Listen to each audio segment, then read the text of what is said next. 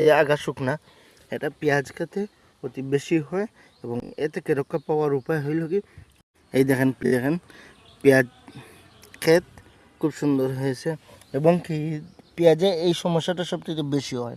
আপনারা একটু দেখেন লক্ষ্য করে, এই যে শুকনা এটা কিন্তু সবচাইতে বেশি হয়। এই যে শুকনা আগা শুকনা দেখেন, এই যে আগা শুকনা এটা পেঁয়াজ খেতে অতি বেশি হয় এবং এ থেকে রক্ষা পাওয়ার উপায় হইল কি, আপনার ছত্রাকনাশক সবসময় স্প্রে করবেন। 2 দিন পর পর ছত্রাকনাশক স্প্রে করবেন, দেখবেন এই সমস্যা থেকে সমাধান পেয়ে যাবেন। এবং আপনারা মাঝে মধ্যে মাটি একটু লাড়িয়ে দিয়ে, দেখুন এভাবে একটু মাটিগুলো লাড়িয়ে দিয়ে আপনারা একটু সার দিবেন, দেখবেন আপনাদের পেঁয়াজ ক্ষেতটা অতি তাড়াতাড়ি দ্রুত পেঁয়াজ ধরে যাবে। এরকম পেঁয়াজ চাষের যত্ন নিন, দেখবেন আপনারাও লাভবান হবেন। আসসালামু আলাইকুম।